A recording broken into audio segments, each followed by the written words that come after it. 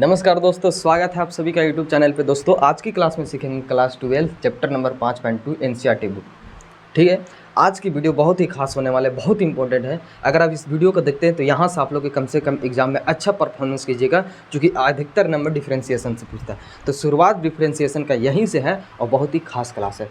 क्यों है? क्योंकि शुरुआत जो हम लोग क्लास करते हैं जिसमें हमको पढ़ाया जाता है इंट्रोडक्शन, फार्मूलाज और एग्जाम्पल, तो ये तीनों पढ़ लीजिएगा आप, तो इसमें एक्सरसाइज करने में बहुत ही आसानी होगा, समझने में भी आसानी होगा। तो चलिए हम लोग शुरू करते बिना देर किए। अगर आप इसका वीडियो खोज रहे हैं, देखिए 5.2 पढ़ा रहे हैं, 5.1 का वीडियो खोज रहे हैं तो आप मेरे चैनल पर जाके देख सकते हैं। वहाँ पे एक प्लेलिस्ट बना होगा, आप वहाँ से देखिए। पूरा एक से लेकर हमने पूरा एंड तक पढ़ाया। हाँ, सिर्फ पढ़ाया नहीं बल्कि समझाया भी है, आपको बताया भी है, तो आप लोग जाकर वहाँ से पढ़ सकते हैं। और हम शुरुआत कर रहे हैं 5.2 एनसीईआरटी बुक, जिसमें आप लोग को पढ़ाया जाएगा फार्मूलाज एंड इंट्रोडक्शन और एग्जाम्पल, बिल्कुल आसान तरीका से, कभी भी भुलाइएगा नहीं। ठीक है, मेरा चैनल का यहाँ पे नाम है। अब देखिए इसमें जो पढ़ना है, ठीक है, अवकलनीयता ये है क्या।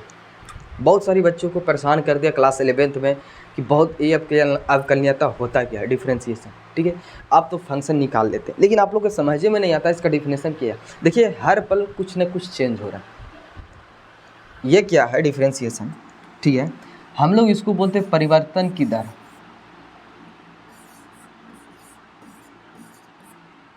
परिवर्तन की दर को ही क्या बोलते हैं? डिफरेंशिएशन बोलते हैं। यानी कि ऐसा मानो, आप एक एग्जांपल ले लीजिए, जैसे आप पेड़, वृक्ष ले लीजिए। ठीक है, अगर एक हम वृक्ष लेते हैं, ध्यान से समझिए, ये वृक्ष है।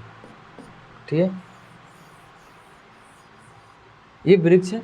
अब इसमें क्या हो रहा है कि ये कुछ बढ़ा, एक महीना बाद, एक साल बाद मान लीजिए ये इतना छोटा था।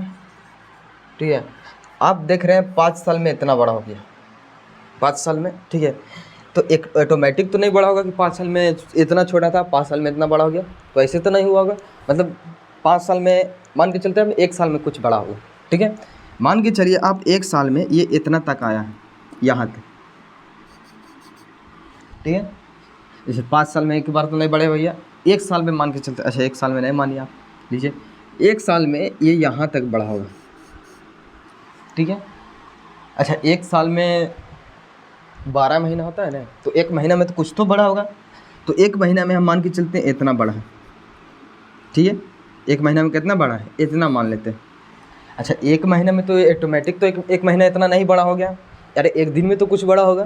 तो 1 दिन में मान के चलिए यहाँ पे आया होगा। अच्छा अब 1 दिन में तो ऐसे नहीं कि 1 दिन में उतना बड़ा हो गया, 1 घंटा में तो कुछ बड़ा होगा। ठीक है, यानी परिवर्तन हर जगह हो रहा है। देखिए 1 घंटा में, फिर 1 मिनट का आप निकालते हैं, तो ऐसा नहीं कि 1 घंटा में इतना था और 1 घंटा में इतना हो गया, नहीं, वो 1 सेकेंड में भी बढ़ा होगा, 1 मिनट में भी बढ़ा होगा, हर पल बढ़ा होगा। यानी इसी को बोलते हैं अवकलनीयता। परिवर्तन की दर को ही क्या चीज़ बोलते हैं? डिफरेंशिएशन। ठीक है, तो आप लोग समझ गए डिफरेंशिएशन होता क्या। तो हर पल कुछ ना कुछ चेंज हो रहा है। जैसे आप और एग्जांपल ले सकते हो। ठीक है, आप बाइक चलाते हैं, ठीक है, आपको 1 घंटा में कहीं पे जाना है, मान के चलिए आप 18 किलोमीटर जाते हैं 1 घंटा में, तो ऐसा थोड़ी है कि सिर्फ 1 घंटा चला, 1 घंटा हुआ आप 18 किलोमीटर पहुँच गए। अरे 1 घंटा जाने के लिए वहाँ पे आपको कम से कम पहले तो 1 मिनट में जाना पड़ा, 1 सेकंड में तो कुछ दूर गए होंगे। ठीक है, यानी उससे भी कम तो गए होंगे। तो कहने का मतलब है कि कुछ अचानक नहीं हो जाता। ठीक है, उसको सब बढ़ने में समय लगता है। तो आप लोग समझ ही रहे हैं। ठीक है, इसी को बोलते हैं डिफरेंशिएशन। और यहाँ पर हम लोग क्या पढ़ने वाले, तो यहाँ पे पढ़ने वाले हम लोग डिफरेंशिएबिलिटी यानी अवकलनीयता। ये है क्या? ठीक है, समझते हैं। आप लोग पिछला चैप्टर में पढ़ेंगे लिमिट। ठीक है, क्या चीज़ पढ़ेंगे? लिमिट। लिमिट कहने का मतलब है, यहाँ पे एक चीज़ समझिए, इसका मतलब कि इसका ये कहता है कि आप एक वक्र रेखा पर स्पर्श रेखा खींच पाते हैं कि नहीं खींच पाते हैं, ये बताता है कि आप एक वक्र रेखा लेते हैं इस प्रकार। ठीक है, देखिए, और इस पर एक पॉइंट लीजिए। ठीक है, कोई एक बिंदु ले लीजिए जिससे आपको पता चलेगा ये हमारा काची हो गया एक्स अक्ष और ये हो गया वाई अक्ष। ठीक है, जैसे हम बिंदु लेते हैं, मान के चलिए ये हमारा ग्राफ है। ठीक है, आप इस पर एक स्पर्श रेखा खींचिए। स्पर्श रेखा कहाँ पे खींच सकते हैं? तब एक जगह पॉइंट होना चाहिए, तब हम लोग बोलते हैं स्पर्श रेखा। ठीक है, मान के चलिए इस बिंदु पर स्पर्श करता है, इस बिंदु पे ध्यान से समझिए। ठीक है, इस बिंदु पे स्पर्श कर रहा है, स्पर्श रेखा वहीं पे खिंचाया जाएगा जहाँ पे वो वक्र रेखा, जैसे आप यहाँ पे खींचते हैं, ठीक है, इस पर का स्पर्श कहने का मतलब कितना, केवल एक बिंदु पर स्पर्श करना चाहिए, ये हो गया स्पर्श रेखा, ठीक है। तो ध्यान से देखिए इस स्पर्श रेखा, ठीक है, एक्स अक्ष के साथ कितना झुकाव बना रहा है, एक्स अक्ष के साथ कितना झुकाव बना रहा है, बस उसी को बोलते हैं हम लोग स्पर्श रेखा, ठीक है। यानी कि एक्स अक्ष के साथ अगर आप झुकाव देखेंगे, इसका ढाल, ठीक है, कितना है, जो भी होगा, अगर यहाँ पे देखते हैं इसका ढाल कितना एक्स अक्ष है, ठीक है, इसी को बोलते हैं स्पर्श का, जो बोलते हैं अवकलनीयता, ठीक है, अवकलनीयता बोलते हैं। और इसका अवकलनीयता होता है, आप एम बराबर मान सकते हो, कुछ भी मान सकते हो, यहाँ पे लिखेगा tan x, काचे लिखेगा tan x, ठीक है, यानी tan थीटा भी बोल सकते हैं। तो जितना यहाँ पे झुकाव हो रहा है, ठीक है, उसको आप बोल देते हैं tan थीटा, काचे बोल देते हैं tan थीटा। तो आप लोग समझिए, यानी कि यहाँ पे भैया जितना झुकाव हो रहा है उसका मान कितना होगा, तो tan थीटा के बराबर होता है, समझ गए ना। हाँ, तो इसी को बोलते हैं हम लोग ढाल। ये आखिर है क्या, तो आप लोग समझ गए अवकलनीयता। अब देखिए अवकलनीयता ये क्या हुआ कि ये फंक्शन कैसा था, तो एक प्रकार के संतत था। देखिए इसका ग्राफ जो था वो पैरेलल था, मतलब पैरेलल तो समांतर था, यहाँ से गया कंसिस्टेंसी आगे बने रहा, कहीं पे ब्रेक नहीं हुआ, कहीं पे टूटा फंक्शन नहीं, तो ये संतत फलन है। यानी कि अवकलनीयता उसी पर होगा जो संतत होगा, और हर एक पॉइंट पर नहीं हो सकता। जैसे कि कुछ ऐसा फंक्शन होता है जिसपे आप अवकलनीयता नहीं जांच कर सकते हैं, जैसे एक मोड फंक्शन ले लीजिए, ठीक है, जैसे आप मोड फंक्शन लेते हैं, पहले आप एक्स अक्ष और वाई अक्ष बना लीजिए, देखिए ये हमारा मोड फंक्शन, हम यहाँ पे लेते हैं y बराबर मोड x, ठीक है। इसका ग्राफ कैसा होता है जी, इसका ग्राफ कुछ भी आकार होता है, कैसा होता है, भी आकार, 45 डिग्री के साथ इधर चलेगा, ठीक है, और 45 डिग्री के साथ ऐसे, ये होता है मोड x का ग्राफ। तो आखिर इसको देखिए, इसका आप स्पर्श रेखा खींचना चाहते हैं, ठीक है, तो ये नहीं खिंचाएगा, क्यों नहीं खिंचाएगा, क्योंकि यहाँ पे कहीं पे पैरेलल ऐसी इस प्रकार रेखा नहीं है, ठीक है। अगर वक्र रेखा हो भैया, तब आप स्पर्श रेखा खींच सकते हैं, अन्यथा नहीं खींच सकते। जैसे मान के चलिए इस पर आप कहाँ स्पर्श रेखा खींचेगा, अगर यहाँ पे कोण पर खींचते हैं, ठीक है, तो ये कोण पर नहीं खिंचाएगा, ठीक है, केवल एक बिंदु पर स्पर्श करना चाहिए, उसी को बोलते हैं स्पर्श रेखा। तो देखिए ये पहले से आप लोग के काची है, तो ये संतत फलन है, लेकिन ये अवकलनीयता नहीं होगा, ठीक है, मतलब ये संतत है, अवकलनीयता नहीं होगा, लेकिन ये संतत है, अवकलनीयता भी है। तो आप लोग समझ रहे हैं कि अगर कोई फलन अवकलनीयता होगा तो वो उसको संतत होना पड़ेगा, इसे लिख देते हैं, ठीक है। कहने का मतलब है कि ये पहले से अवकलनीयता है, यदि वो फलन अवकलनीयता होगा,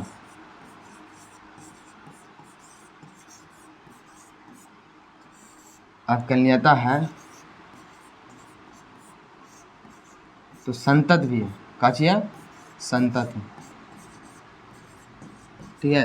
और अगर संतत है, हर एक फलन संतत अवकलनीयता नहीं हो सकता, लेकिन अगर वो अवकलनीयता है तो संतत होगा, और संतत भी होगा तो वो बाई चांस होगा, कोई नहीं होता है, ठीक है, सब नहीं कह सकते इसमें।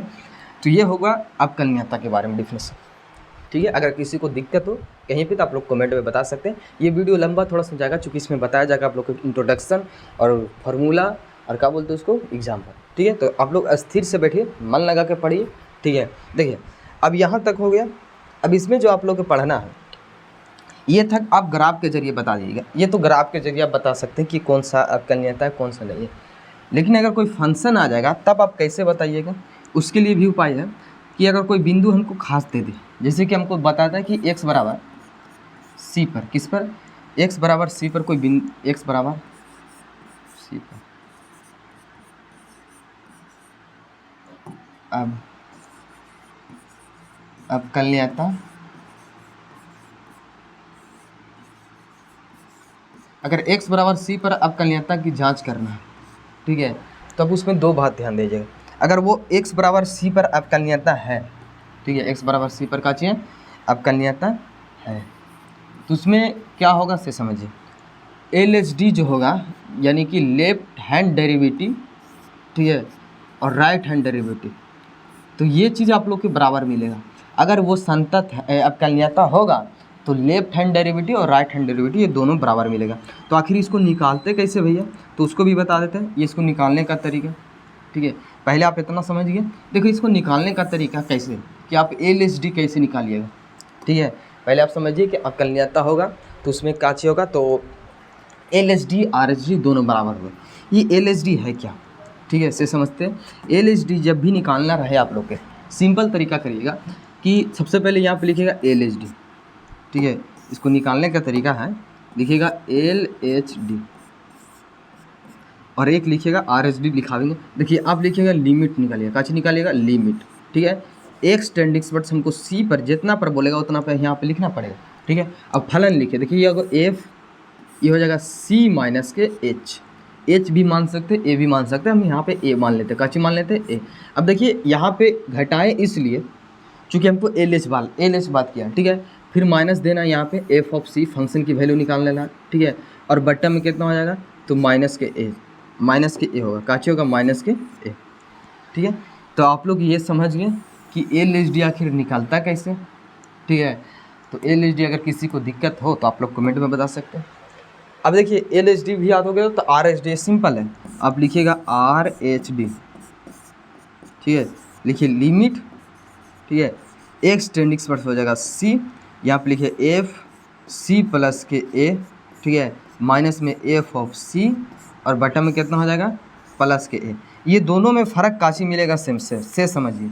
बस इसमें एक मान जो होता है, जैसे आप पिछला क्लास में पढ़े कि अगर हमको LH निकालना रहता है तो उसमें से कुछ घटाते, A हम घटाते, तो भैया इसमें वही काम किए हैं, A को माइनस किए। जहाँ जहाँ तुमको ये फंक्शन दिख रहा है वहाँ पर A खाली माइनस होगा, बाकी ये दोनों सेम तरीका से लिखा जाएगा। याद करने का तरीका देखिए, यहाँ पे C प्लस के A, यहाँ पे C प्लस के A है और यहाँ पे प्लस में है A प्लस में, ये RHD है इसीलिए प्लस में हुआ, ये LHD है इसीलिए माइनस में हुआ। तो ये है आप लोग का अवकलनीयता का सूत्र, ठीक है। एक क्वेश्चन आता है, क्वेश्चन नंबर 10 है, कुछ ऐसा ही क्वेश्चन है जिसमें ये क्वेश्चन बताया गया, ठीक है। तो ये है आप लोग के अवकलनीयता का फार्मूला, ठीक है। अब आते हैं थोड़ा सा फार्मूला पर, डिफरेंशिएशन का फार्मूला आप लोग समझ गए अवकलनीयता होता क्या है। अब आ गया डिफरेंशिएशन, ठीक है। अगर आप लोग कहीं पे दिक्कत हो भैया आप लोग कमेंट में बता सकते हैं क्या कि ये चल क्या रहा, ठीक है। शुरू करें आगे। देखिए ये डिफरेंशिएशन का फार्मूला क्या है, सबसे पहले आप लोग क्लास 11th में या फिजिक्स में पढ़े होंगे, ठीक है। शुरू से पढ़ने के लिए मिलता है। अब जैसे ही क्लास 11th में आते हैं तो आप लोग के ये सबसे आसान टॉपिक पढ़ाया जाता है ताकि वो बच्चे लोग टिक पाएँ, समझ पाएँ, ठीक है। इसीलिए सबसे आसान टॉपिक पढ़ाया जाता है और आप लोग जल्दी भी सीख पाते इस चीज़, ठीक है। देखिए डिफरेंशिएशन के मतलब तो समझते हैं परिवर्तन करना, परिवर्तन होना, परिवर्तन की दर को ही बोलते हैं डिफरेंशिएशन। तो इसमें भैया परिवर्तन किसका होगा, तो फलन का होगा, आप पढ़े होंगे, ठीक है। देखिए अगर हमको निकालना है सबसे पहले आता है नंबर कॉन्स्टेंट्स का, किसको, कॉन्स्टेंट्स, जैसे हमको C है, इसका डिफरेंशिएशन निकालना है x के सापेक्ष में, तो इसको आप बोलिएगा 0। आप कितना हूँ दिख जाए, 1000 भी दिख जाएगा तो उसका मान कितना होगा, 0 होगा। सिर्फ हमको कॉन्स्टेंट्स दिखना चाहिए तब उसका मान कितना होगा, 0 होगा। चलिए ठीक है। दूसरा फार्मूला ये है कि अगर आप dx बटा dx लिखते हैं तो उसका मान कितना होना चाहिए, 1 होना चाहिए, सिंपल है।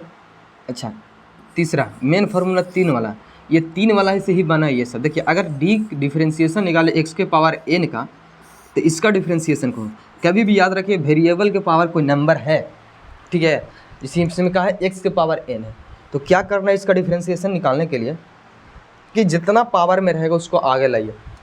भैया कितना पावर में है, कितना पावर में है, अगला देख लेते हैं हम भी, इस प्रकार याद रख सकते हैं, ठीक है। यानी कि उसके पास कितना पावर है तो पावर में जितना रहेगा उसको आगे लो, ठीक है। भैया पावर होगा तुम आगे आओ, कितना पावर है इसे देख लेते हैं, ठीक है। अब इसके बाद देखिए यहाँ से जितना पावर रहेगा तो हमको पावर यहाँ पे दिख रहा है n, का चीज़ दिख रहा है n, आप n को आगे लाइए, तो n को आगे लाते हैं तो x के पावर कितना हो जाएगा, n माइनस के 1। बस इसमें ध्यान यही देना, जितना पावर रहेगा उसको आगे लाइए और पावर में से 1 माइनस कर दीजिए, एक ही माइनस करना है, बस उसका कहानी ख़त्म हो जाएगा। कितना पावर था दिख गया, ठीक है। मतलब जितना पावर रहेगा उसको आगे लाइए और 1 माइनस कर दीजिए, याद रहेगा, ठीक है सर। ये 3 वाला ही फार्मूला से बना है, ऊपर में जितना लिखे से। चौथा फार्मूला ये है कि अगर हमको डिफरेंशिएशन निकालना 1/x का, ठीक ठीक है, किसके सापेक्ष, एक्स के सापेक्ष, ठीक है। इसका होता है अंडर माइनस में 1/x², ठीक है। अगर किसी को दिक्कत हो, ठीक है, ये फार्मूला होता है। अब देखिए पंचमा का क्या होता है, पंचमा होता है अगर डिफ्रेंसिएशन आप निकालते हैं √x का, ठीक है, तो ये हो जाएगा 1/2 √x। आप ध्यान से देखिए, आगे हम कुछ खास बात बताने वाले हैं, जस्ट योर फार्मूला लिख के, इसलिए स्किप मत कीजिएगा। हर एक पॉइंट पर हर एक खास बात बोलेंगे, इंपॉर्टेंट बात, ठीक है। इसीलिए इसके आगे एक छोटा सा बात बोलने वाले हैं जो आप लोग कहीं पे सीखे होंगे या नहीं सीखेंगे तो बहुत अच्छा, ठीक है। ये देखिए हमको √x का डिफ्रेंसिएशन निकालना है तो 1/√2x लिखना, ठीक है। अब आते हैं जैसे कि हमको 6 में log x का निकालना, लॉगरिथम का जब भी सवाल आएगा, ठीक है, log x का ये हो जाएगा डिफ्रेंसिएशन, ठीक है। तो इसको लिखेंगे 1/x। ये था आप लोग के जनरली फार्मूला, ठीक है, जो हमेशा याद रखना है। अब इसमें कोई ट्रिक नहीं बताया जाएगा, ट्रिक क्या भैया, इसको याद रखिएगा, ये छोटा सा पॉइंट है, बेसिक है डिफ्रेंसिएशन का। करें आप ये याद रखते हैं तो आगे वाला भी काम आएगा ट्रिक बनाने के लिए, ठीक है। अब आते हैं त्रिकोणमिति में। अब त्रिकोणमिति में जैसे साइन होता है, क्या होता है साइन, तो आप डिफ्रेंसिएशन निकालते हैं साइन एक्स का, काची निकालते हैं साइन एक्स का। तो इसका डिफ्रेंसिएशन होता क्या है, तो भैया इसका डिफ्रेंसिएशन आपको मिलेगा कॉस। साइन का संबंध हमेशा कॉस से चलता है, तो साइन का डिफ्रेंसिएशन कॉस होता है। 8 में देखिए अगर आप डिफ्रेंसिएशन निकालते हैं कॉस एक्स का, किसको निकालते हैं कॉस का, एक्स के सापेक्ष, तो इसका डिफ्रेंसिएशन होता है माइनस के साइन एक्स, ठीक है। अच्छा आप डिफ्रेंसिएशन निकालते हैं 9 में, ठीक है, किसको निकालते हैं टेन एक्स का, निकालते चलिए टेन का निकालते हैं तो ये हो जाएगा सेक स्क्वायर एक्स, ठीक है। और डिफ्रेंसिएशन निकालते हैं किसका, जैसे टेन का हो गया तो टेन के भैया बाद कोट आता है तो कोट के भी निकाल लीजिए। जैसे आप डिफ्रेंसिएशन निकालते हैं कोट का, किसको निकालते हैं कोट एक्स का, तो इसका हो जाएगा dy/dx माइनस में कोसेक स्क्वायर एक्स, ठीक है। अच्छा आप निकालते हैं 11 में सेक एक्स का, तो इसका डिफ्रेंसिएशन होता है, इसका डिफ्रेंसिएशन सीधा सीधा होगा सेक एक्स इंटू में टेन एक्स, ठीक है, इतना याद रहेगा। और भी होता है जैसे आप 12 में निकाल लीजिए कोसेक का, डिफ्रेंसिएशन किसको निकालते हैं कोसेक का,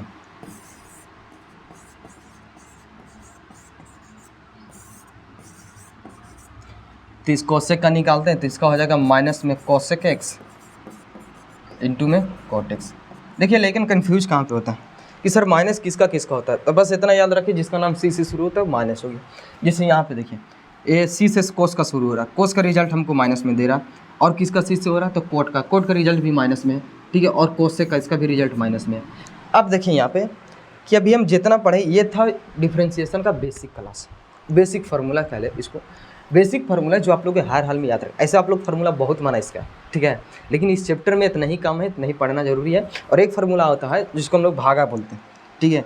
अगर आप इसको याद रखते हो गुना का, जैसे हमको निकालना है गुना में u इंटू भी, ठीक है, ये गुना में अगर डिफ्रेंसिएशन निकालना है भैया तो सबसे पहले जो भी चीज़ आगे दिया है, जैसे हमको u दिया तो u को आगे लाइए, तो u पहले को निकालिए, को डिफ्रेंसिएशन निकाल लीजिए v का, किसके रिस्पेक्ट में x के रिस्पेक्ट में, ठीक है। और आप फिर यहाँ पे लिखिए प्लस, गुना रहेगा तो प्लस, और पहले निकाले थे u को, अब निकालिए v को, और उसके बाद किसका डिफ्रेंसिएशन तो u का डिफ्रेंसिएशन, ठीक है, और बटन में dx, ठीक है, यह है गुना का। अच्छा भागा का रहे तो कैसे करना भैया, तो भागा का सिंपल तरीका है, ठीक है। आप डिफ्रेंसिएशन अगर हमको निकालना है u/v का तो कैसे निकालेंगे x के रिस्पेक्ट में, ठीक है, यहाँ पे निकालना x के रिस्पेक्ट में। तो क्या करना, सबसे पहले देखो नीचे जितना रहेगा उसका स्क्वायर कीजिए, तो v स्क्वायर हो गया, नीचे जितना v है तो v का स्क्वायर किए। अब v को बाहर लाइए, तो v को हम बाहर लाते हैं तो डिफ्रेंसिएशन निकालिए u का, किसको निकालना है u का, x के रिस्पेक्ट में निकालिए तो u बट्टा में कितना हो जाएगा dx, ठीक है, भागा रहेगा तो माइनस, गुना रहेगा तो जो। अब v को निकाल लेते हैं तो अब u को निकालिए, ठीक है, और डिफ्रेंसिएशन निकालिए v का x स्क्वायर से, ठीक है।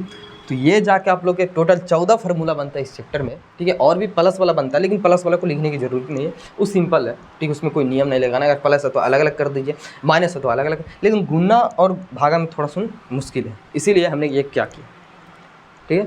तो ये था 14 फार्मूला, बेसिक फार्मूला जो आप लोग को याद रखना हर हाल में बहुत ज़रूरी है, इससे आप लोग के 5.2 बनाने में बहुत ही आसानी होगी, ठीक है।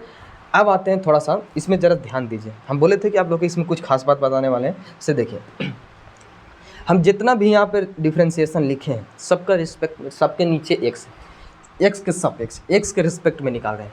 तो इसका मतलब क्या होगा कि भैया अगर हमको यहाँ पर, जैसे यहाँ पर सी है, तो सी को आप एक्स के किसी के भी रिस्पेक्ट में निकालिएगा तो उसका मान 0 ही आ गया, ठीक है। यहाँ पे एक्स है, नीचे भी एक्स है, ठीक है, समझ रहे हैं। ऊपर में भी एक्स और नीचे में फलन, ऊपर में देखिए फंक्शन जो ऊपर में एक्स वाला है तो नीचे निकाला गया एक्स के रिस्पेक्ट में, तो इसका मतलब ये हुआ उसमें चैन रूल नहीं लगेगा। उसमें चैन रूल मतलब समझते हैं कि आप बार बार डिफ्रेंसिएशन करते रहिए एक ही फंक्शन के, ठीक है, तो इसी को बोलते हैं चैन रूल।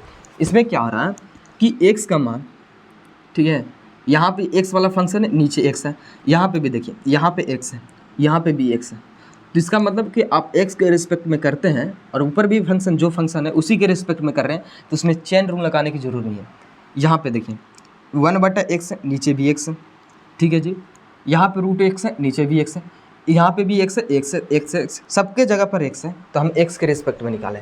अगर मान के चलिए ऊपर में कोई और फंक्शन रहता है और नीचे हमको एक्स के रिस्पेक्ट में बोला, जैसे हो सकता है कि वाई हो, जेड हो, तो भैया जब भी ऐसा चीज़ रहे, ठीक है, कि जैसे कि हमको निकालना, ऊपर में दिया है जेड वाला फंक्शन, नीचे निकालने के लिए एक्स रहे, तो वहाँ पे हम दोबारा डिफ्रेंसिएशन करते हैं। मतलब तुम एक बार और करो चैन रूल, जब तक नीचे dx नहीं आ जाए तब तक इसको छोड़ना नहीं है, तो इसी को बोलते हैं हम लोग चैन। ठीक, यहाँ पे कोई चैन रूल काम नहीं करेगा, क्योंकि जितना यहाँ पे देखो, अगर तुम कोस को ध्यान से देखते हो, ऊपर में कोस के साथ थीटा के मान x है, और यहाँ पे भी हमको x के रिस्पेक्ट में करने के लिए बोला है, डायरेक्ट इसका आंसर माइनस के साइन हुए। अगर यहाँ पे भी x स्क्वायर भी रहता है, या x के साथ कुछ और गुना रहता है, x के साथ कुछ और भागा में रहता है, या फिर पावर में रहता है, तो उसको एक बार और फिर से डिफ्रेंसिएशन करते हैं। तो आप लोग समझ गए, ठीक है। अब देखिए इसका एग्जाम्पल, अब आते हैं, ऐसे तो फार्मूला आप लोग के कुछ समझ में आया होगा, जितना भी समझ में आया, ठीक है, बहुत अच्छा है। आप इसको एक बार घर पे जाके ज़रूर पढ़िएगा, एक बार खुद से लिखिएगा, ठीक है।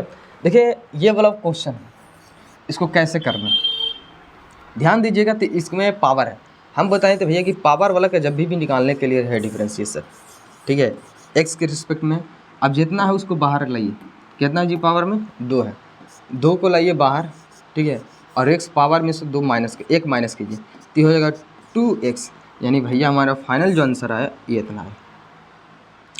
समझ गए? चलिए ठीक है। इसका देखिए, इसका डिफ्रेंशिएशन निकालना है तो कुछ नहीं करना, इसको आप जितना लिखा रहेगा उसको पहले आप लिखिए, ये हो जाएगा d 2x प्लस के 3, इसमें प्लस वाला है तो आप दोनों को बाहर निकाल दीजिए, ठीक है। देखिए अब एक को कीजिएगा, इसमें कांस्टेंट है तो कांस्टेंट बाहर आ गया, ये हो जाएगा dx बटा में dx, और प्लस में 3 का डिफ्रेंशिएशन, ठीक है, ये हो जाएगा dx। अब बताइए 2 तो 2 है, dx बटा dx, इसका वैल्यू कितना हो जाएगा 1, प्लस में कांस्टेंट्स के वैल्यू 0 आता है, ये हो जाएगा 2 प्लस में 0। बताइए इसका फाइनल आंसर कितना होगा, 2 होगा, ठीक है। आप इसको निकाल लीजिए। देखिए ऐसा फंक्शन है जिसमें 2-3 फंक्शन दिख रहा है, आपको इधर से जाना, ठीक है, हमेशा इधर से जाइए और पता कीजिए कि पहले कौन सा फंक्शन दिख रहा है। हम इधर से जाते हैं तो सबसे पहले कोस दिखता है, यही है कि इधर से जाना, इधर से जाना, ठीक है, हमेशा ये साइड से यानी कि लेफ्ट साइड से राइट में जाइए और पता कीजिए कि सबसे पहले कौन दिख रहा है। तो भैया हम इधर से जाते हैं, सोच के देखिए यहाँ से, तो हमको शुरू नज़र आता है कोस, तो आप कोस का डिफ्रेंशिएशन निकालिएगा। किसको निकालिएगा, कोस का। आप इसको कोस स्क्वायर एक्स मत समझिए अभी, ठीक है, आप इतना समझिए कि कोस एक्स लिखा है, कितना लिखा है एक्स, ठीक है। अगर हम बताए थे कि एक्स के जगह पर कुछ और होगा तो उसको एक बार और डिफ्रेंशिएशन करना। यहाँ पे एक्स स्क्वायर है तो अब एक्स स्क्वायर को फिर से कीजिए, नीचे लिखिए एक्स स्क्वायर और यहाँ पे लिखिए फिर से एक्स स्क्वायर, ठीक है, और बटा में dx, यानी ये पावर वाला आ गया। तो जब तक नीचे dx ना आ जाए तब तक आप लोग के करते रहना, ठीक है। देखिए cos x का डिफ्रेंशिएशन होता है माइनस के साइन x, और x के जगह पर एक्स स्क्वायर है, ठीक है। इसका डिफ्रेंशिएशन करना तो 2 को बाहर लाइए और 2 में से 1 माइनस कीजिए, इसको लिखिए कि हो जाएगा माइनस के साइन x स्क्वायर, ठीक है, इंटू में 2x, ये 2x को आगे लाइएगा तो ये हो जाएगा माइनस में 2x इंटू में साइन x स्क्वायर। फाइनल जाकर आपको लोग का आंसर ये बनता, ठीक है।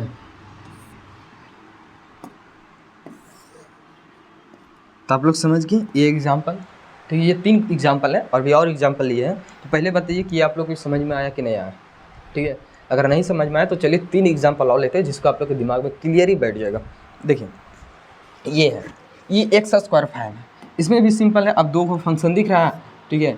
आप लिखिए कि x dx इंटू प्लस में x स्क्वायर, इसका डिफ्रेंशिएशन करना x के रिस्पेक्ट में, ठीक है।